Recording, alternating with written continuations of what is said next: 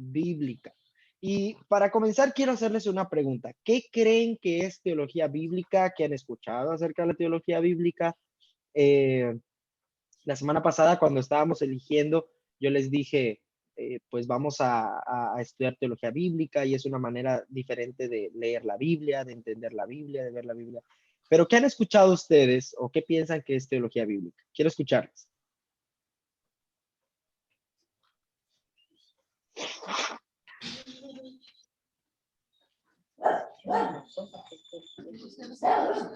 Ok, si nadie quiere opinar, lo hacemos por dedocracia, ¿eh? Gustavo. Sí. Creo que no, hermano. Hermano Erwin. Ok, le escucho. ¿Le escucho?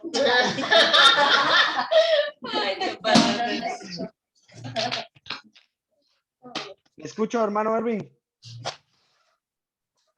Bueno, teología bíblica, creo que, como se dice, etimológicamente dice estudio de Dios, y bíblica, pues mediante la Biblia, es lo que he entendido y he escuchado también. Salud. Gracias, gracias. Espérame tantito.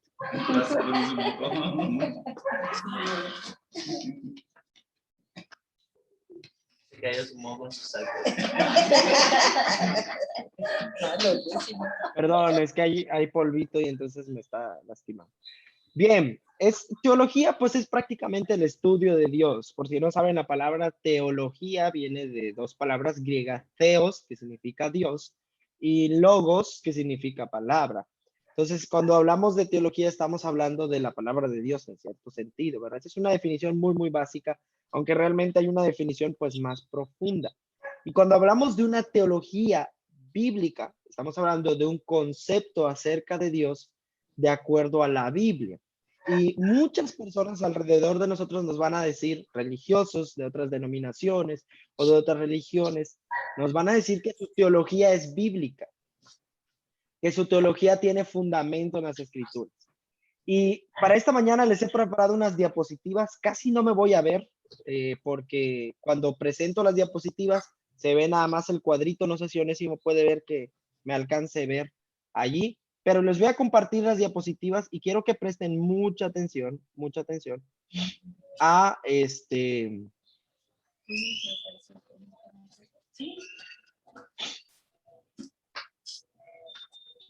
Ok. Ustedes me dicen si lo ven, ¿vale? Sí. ¿Ven la diapositiva? Sí. Sí. Ok, ¿me alcanzan a ver aunque sea en un cuadrito? No. No. Tú no importa, tú es lo de medir. A ver, Onésimo, el director técnico ahí, por favor, que revise qué está pasando. Porque me debo ver aunque sea en un cuadrito. Camas. Ahí está. Ahí está. Ya no estás atento, pues, bebés. No importa esa parte, importa la información. Bien. Ok.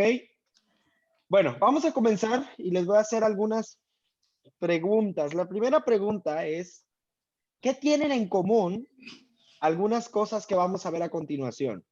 ¿Qué tienen en común el Evangelio de la Prosperidad? ¿Han escuchado de esto? El Evangelio de la Prosperidad es ese Evangelio que, bueno, dice que Evangelio, porque realmente no tiene nada de Evangelio, que promueve mucho que el hombre necesita prosperar y que Dios le va a dar una prosperidad económica, material en este mundo. Y uno de los representantes de este Evangelio de la Prosperidad es Maldonado, ¿verdad? Un hombre que está apareciendo ahí en sus pantallas. Y entonces, la pregunta tiene que ver si la teología de Maldonado es una teología bíblica. No. Porque déjame decirte que Maldonado va a tomar la Biblia y si tú haces una entrevista con él, te va a decir todo lo que él cree, todo lo que él dice con bases bíblicas. ¿Sí? ¿Qué tiene en común también la teología de la liberación? ¿Alguien ha escuchado esto? La teología de la liberación es una teología que cree que Cristo vino a rescatar a las personas de la opresión social, de la esclavitud económica, todo lo que tiene que ver con este mundo. Y esta es una teología que está creciendo un poco más y comenzó allí con un monseñor católico que empezó a explicar acerca de cómo Jesús, cuando estuvo en la tierra, él se preocupó por los pobres, él ayudó a los marginados. Entonces el fin de la iglesia nada más es ayudar a los pobres y a los marginados y sacarlos de esa opresión social que se encuentra este mundo. Pero también tenemos la teología católica. La teología católica creo que es la teología en la que nosotros estamos más, conocemos más en contexto. Y la pregunta es, ¿qué tienen en común estas tres cosas? Porque si no lo saben, el Evangelio de la Prosperidad, la teología de la liberación y la teología católica tienen alguna cosa en común. ¿Cuál será? Ahora, yo quiero acercarlo un poquito más. Quiero acercarlo un poquito más. Y entonces quiero hacerte una pregunta. ¿Qué tiene en común la consejería cristiana? Creo que todos estamos relacionados con ese tema, todos hemos escuchado de consejería. ¿Qué tiene en común la consejería cristiana o la predicación enfocada totalmente en tu responsabilidad? ¿Alguna vez has escuchado predicaciones en las que tienes que hacer, en las que se enfoca tanto en ti, en ti, en ti, que pierde el enfoque de Dios? ¿Qué tiene en común ese tipo de predicación, ese tipo de consejería, que te lleva a ver que el problema, por ejemplo, es la culpa de tus padres o de la sociedad? Porque ¿qué tienen en común la consejería cristiana o la predicación? Ahí está subrayado, que te dice que todo es culpa de tus padres o de la sociedad. La tercera, ¿qué tiene en común la consejería cristiana o la predicación? Que hace énfasis en el pensamiento positivo, en el coaching, ¿verdad? En el tú lo puedes todo, en el tú eres el centro del universo y necesitas mentalizarte. Por si no lo saben, hermanos, tanto el Evangelio de la Prosperidad, la teología de la liberación, la teología católica, la consejería o predicación cristiana enfocada en la responsabilidad, enfocada en echarle la culpa a los demás, o el coaching que ahora ha salido mucho, tiene algo en común y se llama una mala teología bíblica. Una mala teología bíblica. El problema de estos hombres, de estas religiones, es que no han entendido la Biblia como un todo, sino que han tomado ciertas partes y las han separado, las han cambiado en cierto sentido, porque piensan que Dios cambia de acuerdo al tiempo de nosotros. Entonces el problema que muchas iglesias se enfrentan el día de hoy es que tienen una mala teología bíblica. Su concepto de Dios no tiene nada que ver con lo que dicen las escrituras. Entonces, quiero darte algunas razones porque yo sé que todos dijeron, sí, queremos estudiar teología bíblica. Y qué padre se escucha eso de leer la Biblia como una sola historia. Pero quiero darte unas razones por las cuales estudiar la teología bíblica. Primero, nos ayuda a interpretar la Biblia correctamente. La teología bíblica nos va a llevar a encontrar los pasajes dentro de su contexto, dentro de toda la historia de la redención, y nos va a ayudar a interpretar de manera correcta. También nos va a proteger del cristianismo falso. Cuando vengan otras personas con filosofía, con teología de la prosperidad, de la liberación católica, nosotros vamos a poder defender con la palabra de Dios nuestra teología, que es bíblica y que no se basa en tradiciones o costumbres o todo ese tipo de cosas que contienen las otras teologías. Pero también es el motor de la exposición enfocada en el Evangelio. La teología bíblica es cristocéntrica, es teocéntrica, o sea, Cristo está en el centro, Dios está en el centro, el foco es Cristo, el foco es Dios.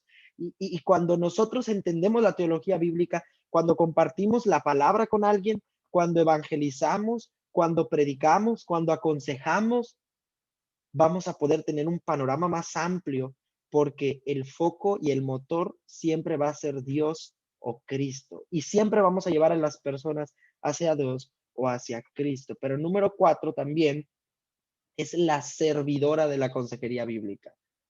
Déjame decirte que una persona que no ha entendido la teología bíblica, muy fácilmente en su consejería te va a llevar a enfocarte en ti, en tus esfuerzos, en lo que tiene que ver con tus circunstancias, pero no te va a llevar hacia el evangelio, no te va a llevar hacia Cristo, hacia lo que significa Dios en la vida del hombre.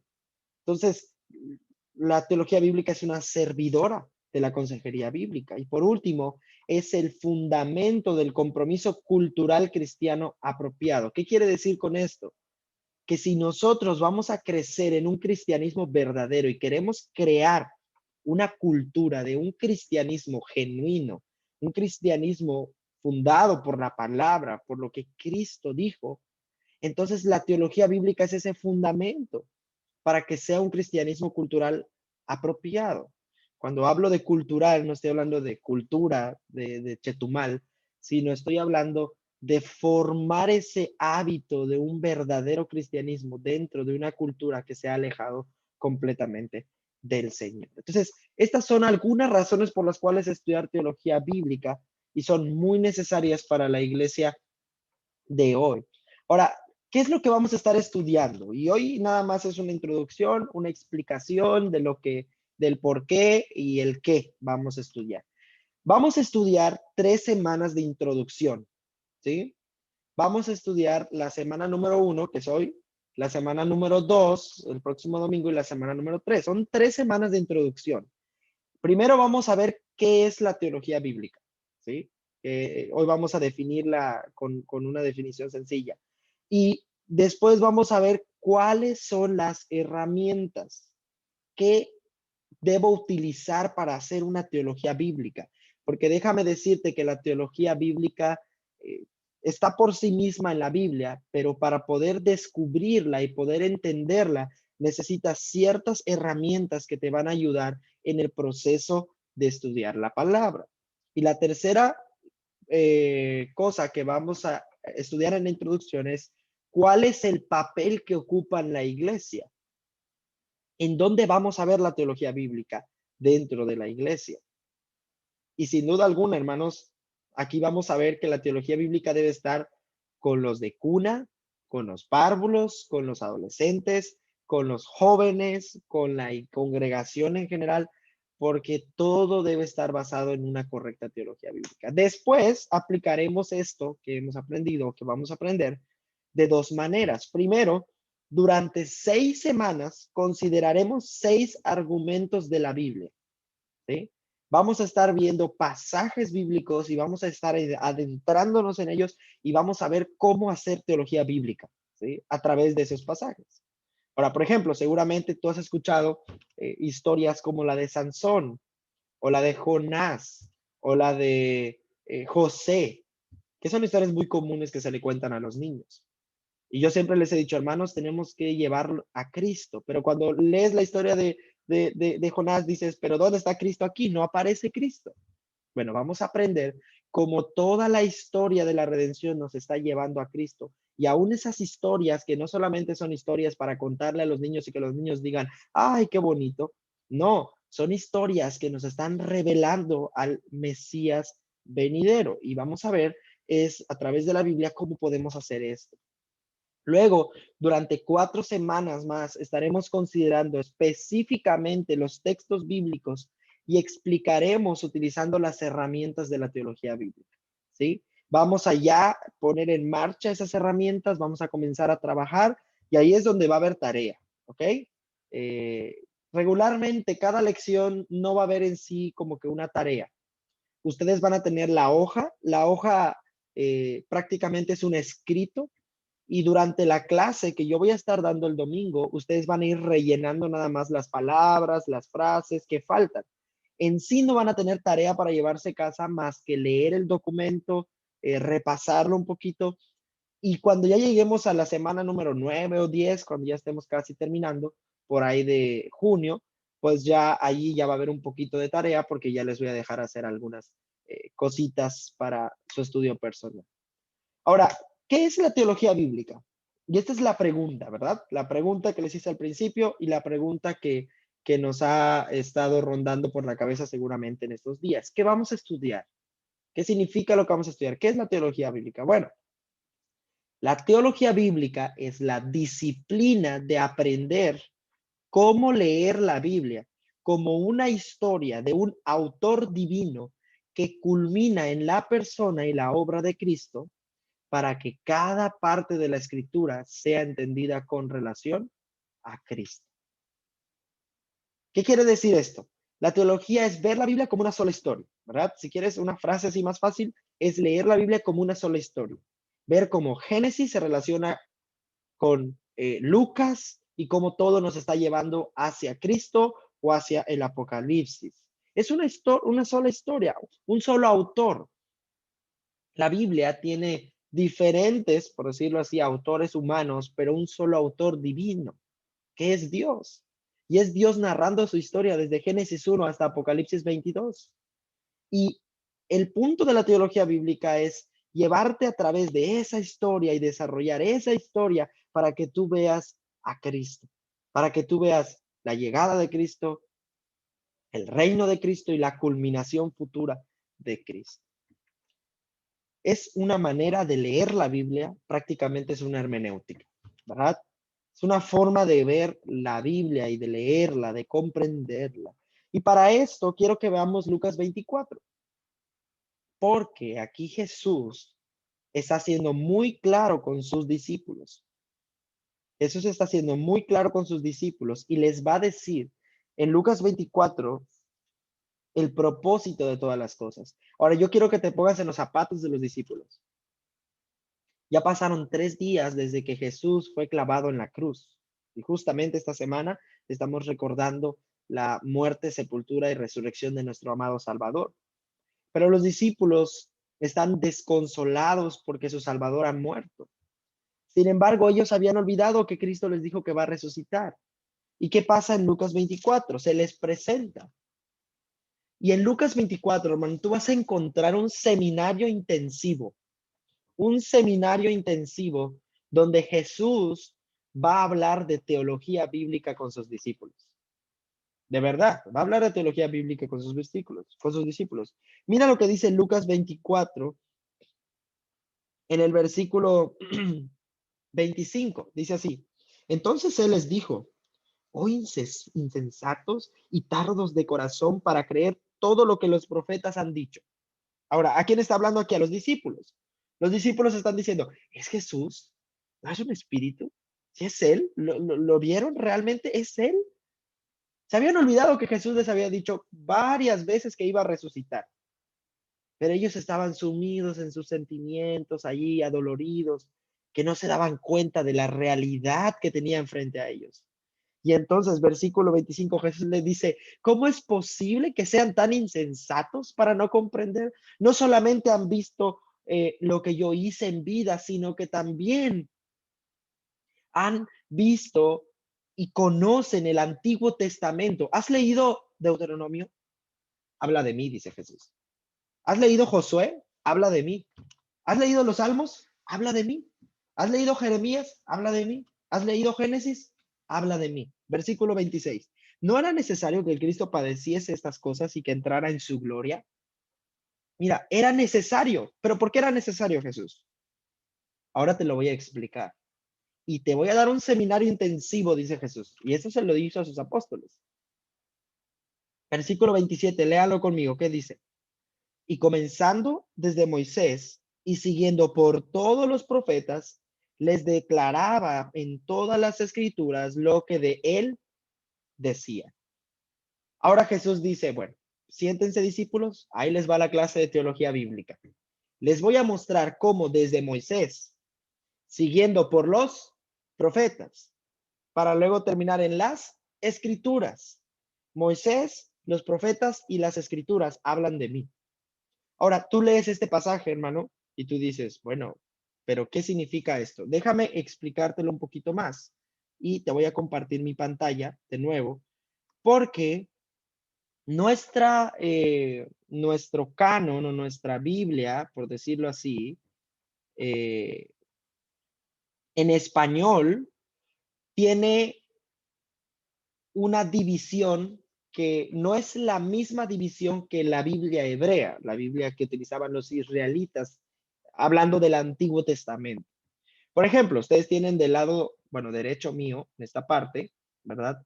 La Biblia española, y cuando tú abres tu Biblia española, tú tienes el Pentateuco, que es Génesis, Éxodo, Levítico, Números y Deuteronomio. Luego tienes libros de historia, tienes ahí Josué, Jueces, Ruth, Primera y Segunda de Samuel, Segunda de Reyes, y así te vas. Luego tienes poesía, Salmos, Proverbios, Job, Lamentaciones. Y luego terminas con los profetas, que ahí nuestra Biblia española lo tiene dividido en profetas mayores, profetas menores, y tenemos a Jonás como profeta menor, ¿verdad? A Amós como profeta menor, pero luego tenemos profetas mayores como Isaías, Jeremías. Y entonces así más o menos está distribuida la Biblia en español. Pero la Biblia hebrea es diferente. La Biblia hebrea tiene tres divisiones nada más. La primera división es la Torá, así se dice, la Torá, que es la ley de Moisés. Ellos no le decían Pentateuco. Pentateuco es una palabra griega que después se utiliza. Acuérdate que ellos hablaban primero hebreo. Entonces, la Torá era la ley de Moisés. Luego ellos tenían otra división. Ellos no le llamaban historia, por ejemplo, a Josué, a Primera de Samuel, Segunda de Samuel, Primera de Reyes, como nosotros lo llamamos historia. Ellos le llamaban los profetas. Y dentro de estos profetas había divisiones, pero para ellos, desde Josué hasta los profetas mayores, eran los profetas. Y terminaban con 13 libros más, que son el Ketubim. Torá es ley de Moisés, Nebim son profetas, Ketubim son escrituras, y las escrituras eran los salmos, los proverbios y todas estas palabras que se escribieron. Y sorpresa, cuando Jesús dice en el versículo 27, y comenzando desde la Torá y siguiendo por el Nebim, les declaraba en todas el Ketubim lo que de él decían. Así dice el versículo originalmente, y puedes verificarlo en el griego si quieres. Así que cuando Jesús dice, comenzando desde el Torá, desde la ley de Moisés, y siguiendo por el Nebim, los profetas, hasta llegar al Ketubim, las escrituras. Todo el Antiguo Testamento habla de quién, dice Jesús, lo que de él decían, lo que de él decía. Y hermanos, Jesús les está dando un seminario intensivo a los discípulos sobre qué significa teología bíblica y les llevó desde Génesis hasta el último libro del Antiguo Testamento y les explicó todo lo que hablaban de Jesús. Sí, la historia de José, la historia de Jonás, ¿las has escuchado? Hablan de Jesús. Ahora la pregunta es, ¿cómo hablan de Jesús? ¿Qué hablan de Jesús? ¿Dónde está Jesús? Eso lo vamos a descubrir en la teología bíblica, ¿ok? Espero que hayan más o menos entendido un poco y lo que Jesús está diciendo aquí es demasiado sencillo. Ahora, Lucas 24 no nos narra. Qué maravilloso hubiese sido que los discípulos hubieran escrito desde Génesis hasta Apocalipsis todo lo que Jesús les dijo, ¿verdad? Y hubiera sido más fácil para nosotros. Pero no fue así. Lucas dice que les comenzó a explicar, pero no nos dice qué les explicaba. ¿Sabes por qué? Porque el trabajo es tuyo y mío.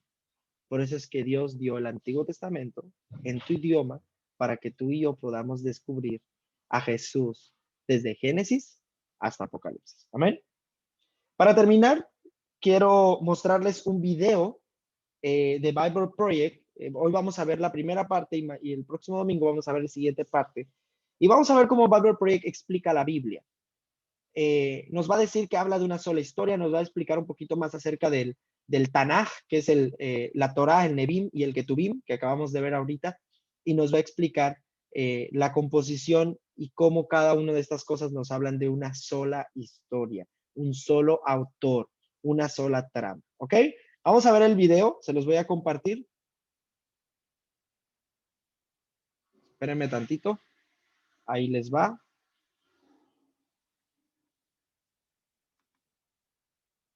Déjenme, lo pongo.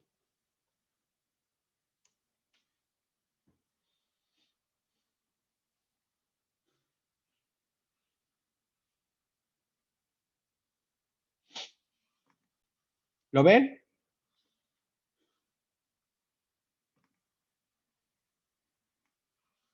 ¿Lo ven? Todavía se está cargando. Ok. Todavía se está cargando.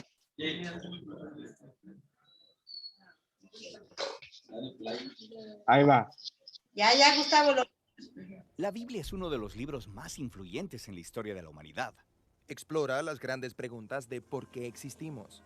Ha inspirado a muchas personas a hacer cosas asombrosas. Y ha confundido a muchos otros. Probablemente tengas una por ahí guardada en algún lado. Entonces, ¿qué es en realidad la Biblia? Bueno, la Biblia es una pequeña biblioteca de libros que surgieron todos de la historia del antiguo pueblo de Israel. Y en un sentido, ellos eran como cualquier otra civilización antigua, pero entre ellos existió una larga línea de individuos llamados profetas, y ellos veían la historia de Israel como no ordinaria, la veían como una parte central de lo que Dios estaba haciendo por toda la humanidad. Y estos profetas eran genios literarios. ¿En serio? Sí, ellos usaban de manera experta el lenguaje hebreo para escribir narrativas épicas y poesía muy sofisticada. Eran maestros de la metáfora y de la narrativa y utilizaron estas técnicas para explorar las preguntas más complicadas de la vida acerca de la muerte y la vida, las luchas del ser humano. Así que hay muchos autores diferentes que contribuyeron en escribir este libro. Sí, y estos textos fueron producidos en un periodo de más de 1000 años, empezando con los orígenes de Israel en Egipto hasta su reino y su primer templo. Pero eventualmente fueron conquistados por los babilonios, quienes se los llevaron al exilio. Luego, en un momento crucial de su historia, muchos israelitas regresaron a su tierra, construyeron el segundo templo, reformaron su identidad, y es aquí cuando las escrituras judías empezaron a tomar la forma en que las tenemos hoy en día. Está bien, la Biblia judía. ¿Qué hay en ella? En hebreo se llama por un acrónimo conocido como Tanakh. La T es por Torah, a veces llamada la ley. Esto es, los primeros 5 libros con la historia del nacimiento de Israel. La N es por Nevi'im, una palabra hebrea para profetas. Y esta sección consiste de los libros históricos que cuentan la historia de Israel desde el punto de vista de los profetas. Luego tienes los libros poéticos de los mismos profetas. La K es por Ketuvim, una palabra hebrea para escrituras. Esta es una colección diversa de libros poéticos, libros de sabiduría y más narrativa. El pueblo judío cree que a través de todas estas obras literarias, Dios le habla a las personas. También hay otras escrituras judías que estaban siendo producidas durante el periodo del Segundo Templo. Sí, un grupo realmente diverso de textos, y estos también eran muy valorados en las comunidades judías. Y había debate en estos tiempos antiguos sobre si algunos de estos textos debían o no ser considerados como parte de sus escrituras. Así que hay muchos tipos distintos de textos escritos en un periodo de tiempo muy largo. ¿Por qué los juntaron en la forma en que lo hicieron? Todos estos textos juntos cuentan una historia épica sobre cómo Dios está trabajando a través de este pueblo para traer orden y belleza al caos de nuestro mundo. Y todo ello culmina en la esperanza de un nuevo líder, quien vendría y renovaría toda la creación. Y luego el Tanakh termina, y este líder nunca llegó. Así que es una obra escrita de manera experta, pero le falta el final. Exactamente. Luego, unos pocos siglos después, un profeta judío llamado Jesús de Nazaret entra en escena. Él decía que estaba continuando la historia del Tanakh. Así que Jesús hizo un montón de cosas geniales. Fue asesinado y sus seguidores decían que él había resucitado de los muertos. Sí, dijeron que Jesús era ese líder tan esperado, quien restauraría el mundo. Así que sus seguidores más tempranos, llamados apóstoles, compusieron nuevas obras literarias acerca de la historia de Jesús. Las llamaron Buenas Nuevas o Evangelios. Formaron un registro llamado Hechos acerca de cómo el movimiento de Jesús se extendió fuera de Israel, y luego hicieron circular cartas a diferentes comunidades de Jesús por todo el mundo antiguo. ¿Y ellos consideraban estos escritos como parte de las escrituras? Sí, los apóstoles escribieron todo esto como el cumplimiento de la historia épica que se encuentra en el Tanakh, y estaban continuando con el genio literario de la tradición judía. También creían que Dios le estaba hablando a su pueblo a través de estos textos, al igual que por las escrituras de Israel. Así que esto es el Antiguo y Nuevo Testamento. Pero, ¿qué pensaban los primeros cristianos acerca de la literatura adicional durante el Segundo Templo? Grupos diferentes tenían diferentes puntos de vista acerca de algunos de estos libros, pero sabemos que leían y valoraban estos textos porque los utilizaron junto con las escrituras judías. Está bien, entonces tenemos el Tanakh, las escrituras judías. Tenemos estas otras obras del periodo del Segundo Templo. Luego las escrituras de los apóstoles acerca de Jesús. Y eso es mucha literatura. Entonces, ¿qué hay en mi Biblia? Durante 2000 años, el movimiento cristiano ha tomado formas diferentes y desde el principio todos los cristianos reconocen tanto el Tanakh como las escrituras del Nuevo Testamento. Y durante siglos, mucha de la literatura del Segundo Templo era leída como parte de la tradición bíblica. La Iglesia Católica, por ejemplo, eventualmente la hizo oficial y llamó a algunos de los libros de esta colección libros deuterocanónicos. Algunas iglesias ortodoxas incluso usaron más libros de la literatura del Segundo Templo. Y luego, en el siglo XVI, durante la Reforma, los cristianos protestantes quisieron regresar a las escrituras más antiguas de los profetas y apóstoles, así que solo aceptaron el Antiguo y Nuevo Testamento. Muy bien, creo que ahora entiendo. Pero ¿cómo es que una colección de libros producida en un periodo de más de 1000 años por todos estos autores diferentes dice una misma historia? Esta es la pregunta que responderemos en nuestro próximo video.